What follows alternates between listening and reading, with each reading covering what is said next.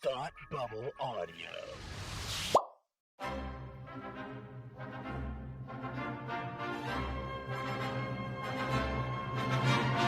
Look, up in the sky! You will never find the more wretched hive of scum and villainy. Welcome to Beer with Geeks with Tim and Frank. Who are you? I'm Batman. I am Iron Man. Your friendly neighborhood Spider-Man. Hi, Christopher. I'm Nero. My name is Inigo Montoya. You're a wizard, Harry. A couple of guys with a couple of beers and a whole lot of pop culture nostalgia. Make it so, number one. Ladies and gentlemen, the Beatles. I named the dog Indiana. Life finds a way. I am serious.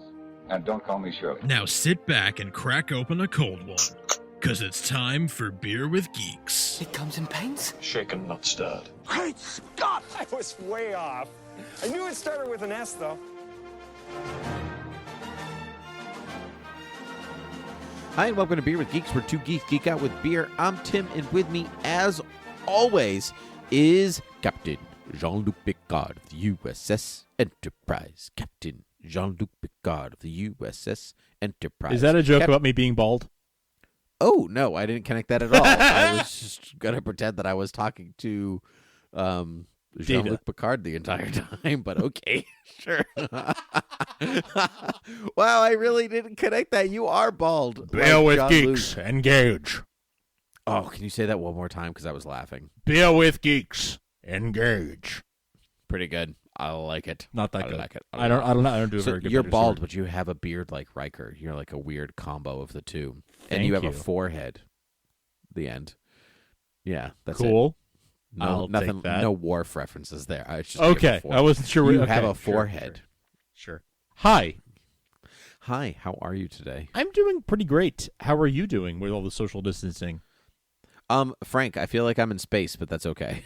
That's honestly. okay. I guess that's fine. Yeah. Are you drinking anything of note today that we should be telling our listeners about? No, because the caretakers of the Overlook Hotel took all of the alcohol away, Frank, and so now I am just staring out the window with my axe. No, I'm just kidding. Yeah, I am actually drinking. I am actually drinking a beer. It is from Zero Gravity. I love Zero Gravity. They're based out of Vermont. I'm drinking their Green State Lager. It is it's a Pilsner, and it is so crisp and so quenching. I freaking love it so much. It is delicious. Yeah, Zero Gravity does a really, really solid job. Nice. Yeah. It's nothing too fancy. I mean, it's a Pilsner, and so like you get what you get because that's what it is. But when you're not into something super heavy, you just kind of want something that is refreshing. Yeah, You know, that's not water. That's a That's Pilsner. not water. And Zero Gravity does a great job. I mean, they're Dear out Gravity, of Burlington. why are you so heavy? Yeah. What? Yeah, exactly. You say, Yeah, why no, are you I so love their relative? stuff. I love their stuff. Nice. I love their stuff. So they're great. So yeah, cheers to that. I'm drinking a Notch American Session beer. Notch is a local brewery in the town where I live, and they make some of the best stuff. Have I taken you to Notch? Have we gone to Notch together? I don't think we have. Oh, next time you come, we're going. It's one of my favorite. It's the beer is great, but their space, like the space at the brewery itself, is fantastic. So I love the stuff they have.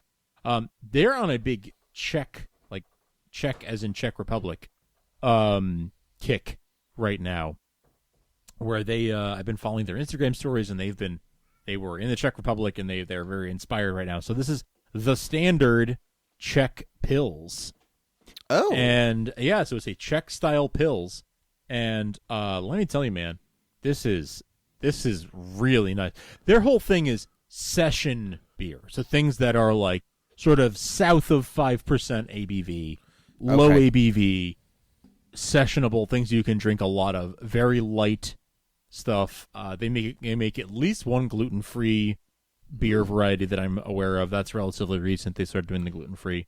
You do know I love a good gluten-free beer. I know, and Marissa, my wife, just bought a whole bunch of it during this period of social distancing.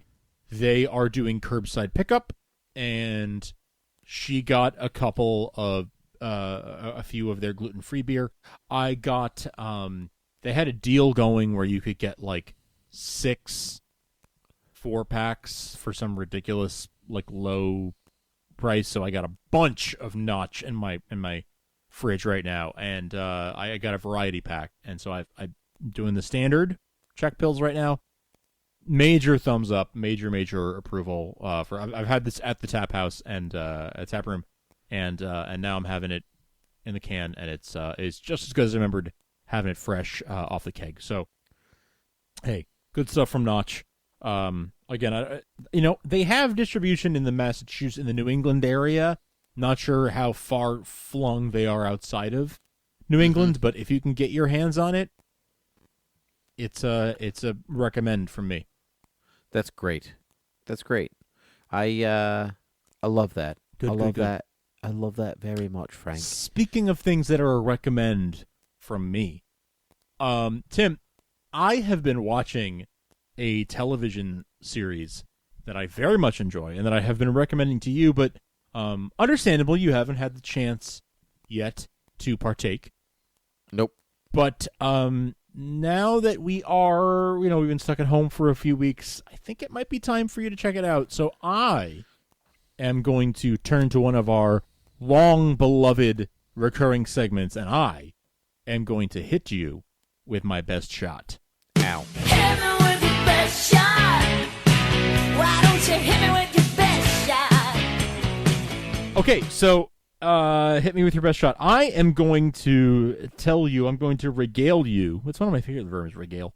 I'm going to regale you with the tales of Star Trek Picard. I'm very excited about this, Frank, because this is not a huge hit me with your best. It's more like a why haven't you started this yet, you lazy bum shot. Those are your words, not mine. Indeed. Well, it's something I am interested in watching, but Discovery just put a bad taste in my mouth. Yeah. And I had just a hard time crossing that hurdle, and so when I sit down to be like, I gotta watch me something, Picard just doesn't pop into my head. Even though I did just reactivate the CBS account, so I have the ability. Yep. But I just haven't engaged. Now yet. engage. Now remind me, how far did you get into Star Trek Discovery? I watched the first season and I said that's enough for me. Methinks. Okay, that's fair. That's fair. Star Trek Discovery. I've seen every episode of Star Trek Discovery to date, both seasons. And season 1 had its ups and downs. I thought towards the end of season 1, they set us up for some really fun stuff. Season 2, again, had some ups and downs. On the whole, I would say that Star Trek Discovery has not been quite what I had hoped for from a Star Trek series. Discovery is its own thing, and I plan to keep watching into season 3. I'm going to stick with it. I'm enough of a Trek fan that I am going to keep giving it chances. But Picard, and I said this to you a few weeks ago, Picard is what I had hoped Discovery would be. It gives me what I wanted from Discovery, but haven't quite gotten. It has all the swashbuckling adventure. It has all the mythology. It has all the nostalgia. It has it ticks all of the boxes that a Star Trek show should tick. Okay. I've not seen all of the Next Generation. I've seen a healthy portion of the Next Generation. I've seen all of the Star Trek films, Next Generation cast or otherwise. So I have enough of an attachment to that crew to where, I wanted to see what happens next. And I even have an attachment in this. I'm not sure if this qualifies as a spoiler or not. I don't think it's a spoiler because it's been in trailers and things. But I've not seen a lot of Star Trek Voyager. Okay. I don't think that counts as a spoiler because I've never seen Voyager, so I couldn't. If somebody important pops up on Voyager, I'd be like, "Oh, was that person important?" Are you familiar with the character of 7 of 9? I know of 7 of 9. Okay. anyway, I don't know if I'm not sure if I've told you this, and aside from that, I'm not sure if I've said this on the podcast, but have I ever told you about my third grade teacher who was thoroughly obsessed with Star Trek Voyager? Yes. Okay. Mm-hmm. Yes. For those who maybe don't remember, we've done over 300 episodes now. It's been a long time. I had a teacher in third grade. My homeroom teacher in third grade was a verified Star Trek Voyager obsessed fan. She loved Star Trek Voyager to the point where she would nickname every year in her third grade class. She would pick students to be nicknamed after characters from Star Trek Voyager every year. So strange. It was, she was a very nice lady. All I can say is she was a very nice lady, and she was always very nice to me. I was Commander Chakotay in that class, and she would exclusively refer to me as Commander Chakotay, or if she was feeling casual, Commander. So I didn't know that. Actually. Imagine being scolded, and she's like, "Easy, Commander. Don't go down that line, Commander. Don't do that, Command." Imagine that your third grade teacher. Oops, that was an accident. Anyway, so I was Commander Chakotay. We actually got me and a handful of other students from my third grade class got the chance to interview Jerry Ryan, who played Seven of Nine. We a phone interview. We got to talk to her and ask her questions about how does Hollywood work, things like that. So anyway, I have a history with Star Trek, and I have a history with Star Trek Voyager. I've seen many more episodes of the Next Generation than I have of Voyager. This show gives you, if you have missed Jean-Luc Picard since his last appearance on the big screen, this show is going to give you what you were missing. It is Jean-Luc Picard, and I maybe light spoilers here, but I'm going to keep it vague. I don't think these are spoilers, but imagine a Jean-Luc Picard who is much older than the last time we saw him. Mm-hmm. I'm talking in his 90s. Oh. That's how old he's supposed to be. But it's his 90s in the 24th century, so extrapolate out, sure. Mm-hmm. Somebody in their 40s 100 years ago was on death's door. Somebody in their 90s, but yes, I understand what you mean. But somebody in their 90s 400 years from now will be right. 400 years ago, you're talking people weren't living past their 60s or 70s, right, if they were lucky. Right. So living to your 90s 400 years from now, 300 years from now, is not the craziest idea. Yeah, right? He's got anywhere between 20 and 40 years left of his life. He'd be just retiring in his 90s. Sure. So he's in his 90s, and he is approached. He comes in contact with somebody who is apparently the child of an old friend of his. Apparently, who has the appearance of being a child of an old friend of his. Okay. A friend that we know. And it's Data, isn't it? It's and Data. he goes on the well, that's not possible because Data's an android. But I know, that's why I said Data, because it was the only one that I've been that's not possible. So unless it is possible because Star Trek. So he goes on this mission. I'm not gonna take the bait.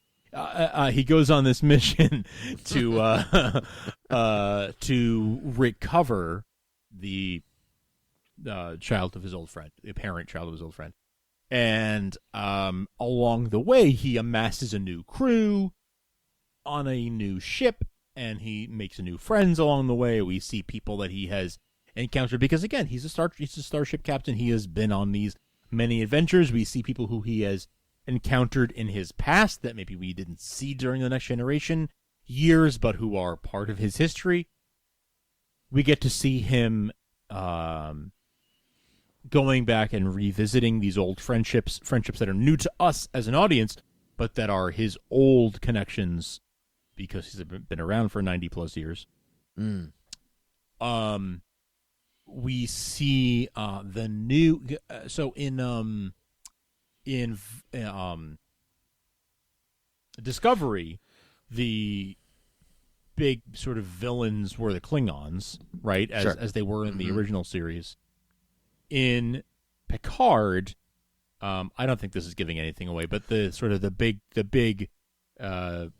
rivalry is with the Romulans.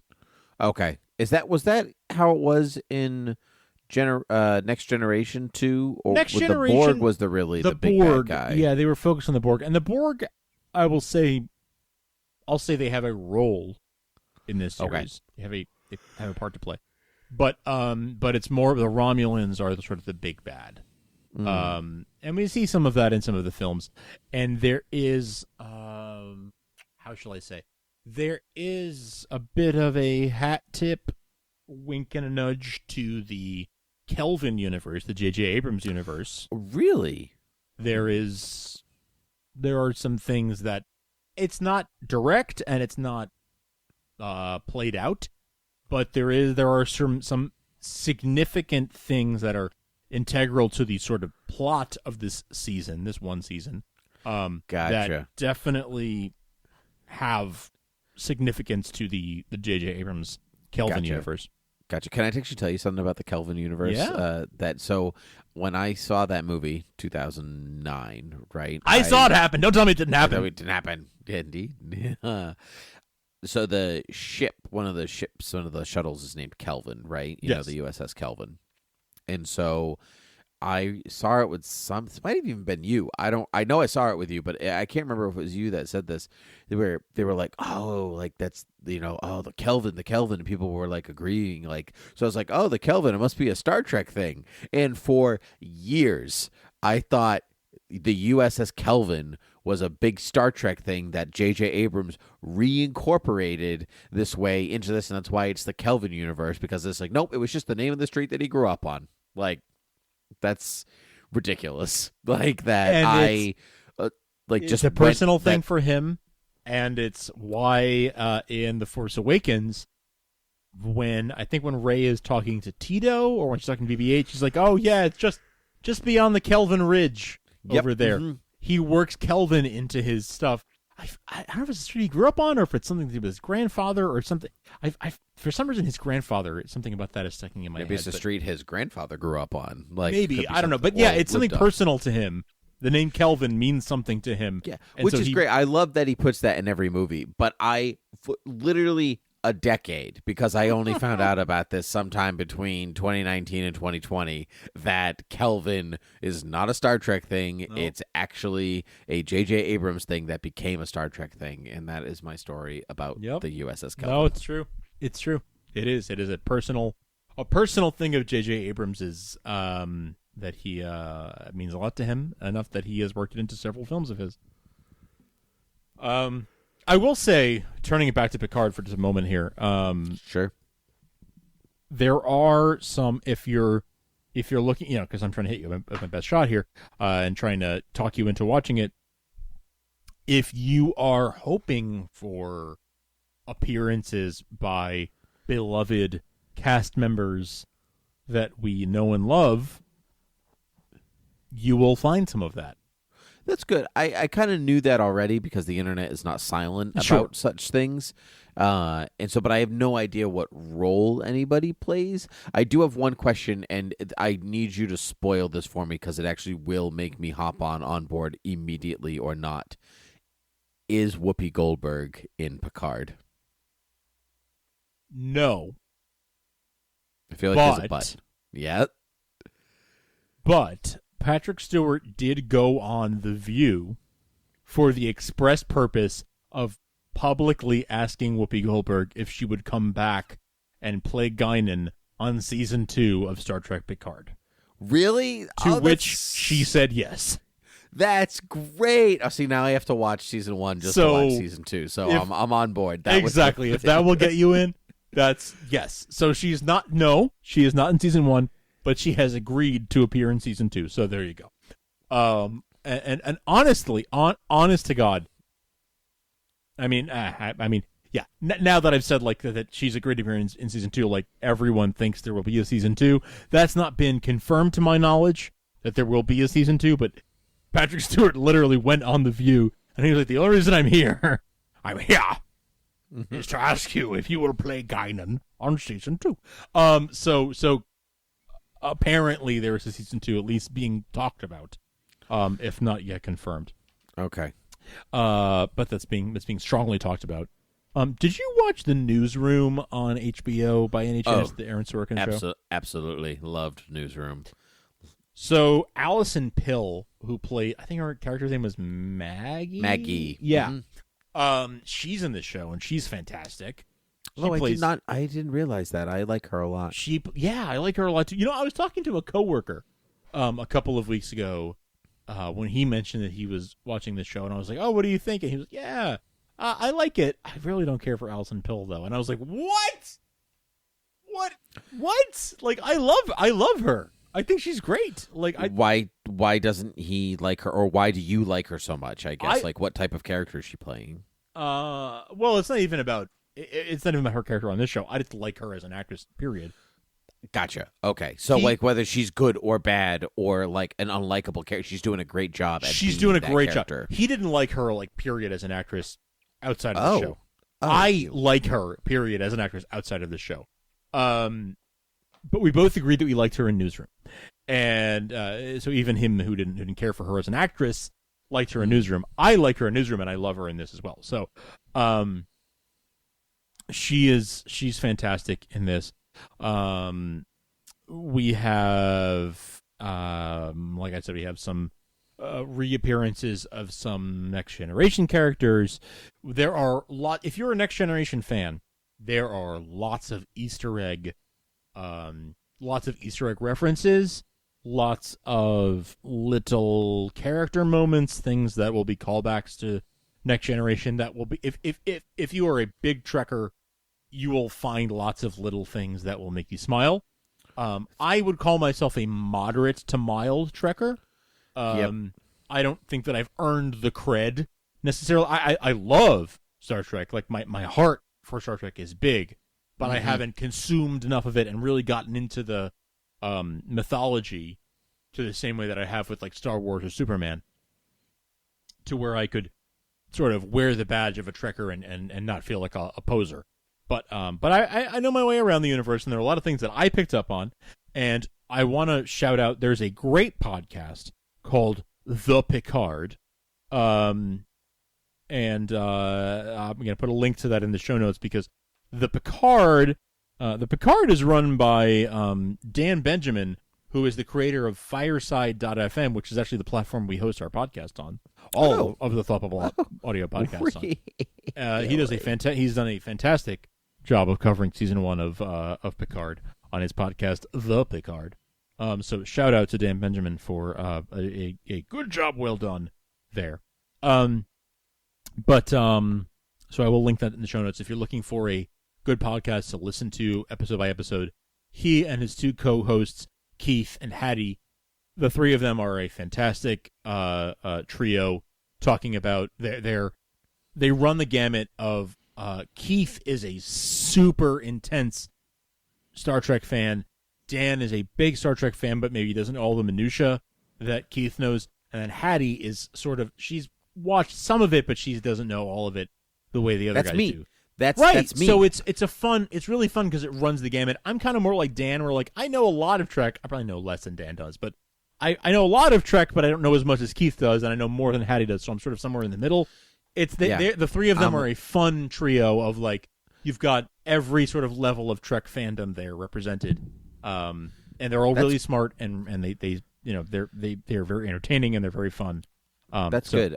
That's good, because my father-in-law, actually, this is personal. My father-in-law is a huge Star Trek fan. Yeah, like humongous. Like it's on all the time. If it's not a Western on TV or sports, it's Star Trek, and it's just on TV. And so he like knows so much, and I am like, I know this much about Star Wars, and I know this much about Batman, or just all of DC Comics, really. But I can't say that I know or feel that way about Star Trek. I like Star Trek a lot, but how is this? Like, how is Hattie to that point? Like, how is Hattie finding Picard? Is it accessible for her? Yes. Okay. She's seen. I don't want to overrepresent her under, but she sounds like she has seen like most of, if not all of the films, and okay, at least the Next Generation films, and like a smattering of episodes of the Next Generation, enough that she's familiar with who Riker is and who Picard is and who Data is. You know, so the big characters. Mm-hmm. She knows enough about the big characters that she can talk about them. You know, she's conversant in Star Trek, at least in the Next Generation. Yep. Okay. I would say you and Hattie are on par. Maybe you even know a little more than Hattie does, and I don't mean to discredit her. I just say that just because I know you better. But like it sounds like you guys are like sort of on par. Gotcha. At least. Okay. Don't forget, this is the guy that thought the Kelvin was something important to start outside. Right. So like, let's not. Right. But you know what? I do have a phaser up there. So you do. You have an actual replica phaser from the 2009 the Kelvin universe Star Trek. Yeah, it came with the Blu-ray of Star Trek Into Darkness. Right. So, Right. Yeah. So there you go. But yeah, man, this show has really made me very, very happy as a slightly more than casual Star Trek fan. I really, really enjoyed it. Good. I have a question. Yes, I'm raising my hand. I know this is an audio medium, but I raised my hand for this. Would you define this series as hopeful in the way that I didn't find the first season of Star Trek Discovery? Very much so. Good. Because Star Trek is great because it is a bright tomorrow and not one that I want to cry about. Yeah, it is very much more. The tone is much more hopeful, much more uplifting. There are dark elements to it. There is dark, like all Star Trek visuals to it, right? But overall, it is. I mean, it's Jean-Luc Picard is the main character again, right? So he looks for the best in humanity and in all life, right? Like he looks for the positive in every situation, and he certainly brings that. There is an absolute continuity of character, and in the tone and the hope that he inspires here in this show as compared with the Next Generation and the films that follow. Good. One last question before we wrap up, because I'm actually think I'm going to start this when we're done. You sold me, so that was really good. But I just need to know, does he draw the line at any point? Is it this line here and no further? No further. Does he do that at any point? / does he still drink Earl Grey tea? He not necessarily draws the line here and no further, but he's there. You will be if you're looking for tea Earl Grey hot, you'll be happy. Great. All right. I think I'm actually going to start tonight. This is very Yay! exciting. I'm very excited. I really want you to watch it. I think you're going to enjoy it. It's a fantastic show. I've enjoyed it so much, and I've been listening to the Picard podcast, and that's been sort of my outlet for other fans enjoying it. But I'm really looking forward to you or other friends of ours watching it because I want to talk about it with someone. So gotcha. I understand that feeling. That's where I'm at. I loved it. The series just wrapped recently, and I am looking forward to you watching it or some of our listeners watching it and maybe emailing us about it, telling us about what they thought about it, because I think it's really, really good. It's the best Star Trek I've seen in years, and I am really I like it better than I like Discovery. I watch Discovery. I will continue to watch Discovery because I like Star Trek enough, but this is the best Star Trek I've seen since Okay, a question. All right, does it give you the giddies the way that 2009 Star Trek gives you the giddies? Yes, and then some. Okay, then that's what I needed. Yeah, especially. Discovery didn't give me the giddies, but Discovery wasn't designed to give me the giddies, so I didn't discount it for that. But this gave me the giddies for sure, no doubt. Cool. All right, I'm on board. All right, I'm on board. Frank, we're in this to win this. So not that we kind of check up on each other on this show to see if we watch the things that we said we were going to watch, but I'm going to watch it, damn it. All right. So, good stuff. Frank, tell us where everybody can find us and stuff. Yeah, well, you can find us on Apple Podcasts. You can find us on Stitcher. You can find us on Spotify. You can find us on TuneIn. You can find us on your Amazon Echo. You can find us wherever you want to find us. Beer with Geeks. Search for us in all those places. You can find us at beerwithgeeks.com, or we're on the Thought Bubble Audio Network at thoughtbubbleaudio.com, or patreon.com/thoughtbubbleaudio if you want to support us that way.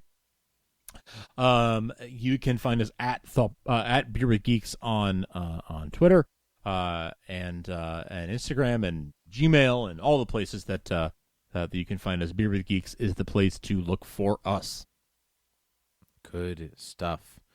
Frank, I'm glad that you convinced me. So this whole time, I quite honestly, like while you were talking, I was like trying frantically to log into the CBS All Access account on my iPad, and I was like, I could not get the correct combo password right, and so, but I got it. All right. So I'm excited. I'm staring me at the face right now. So I am ready, Frank. Sounds good. Well, I hope you enjoy Picard. Hey, listen. In the meantime, cheers.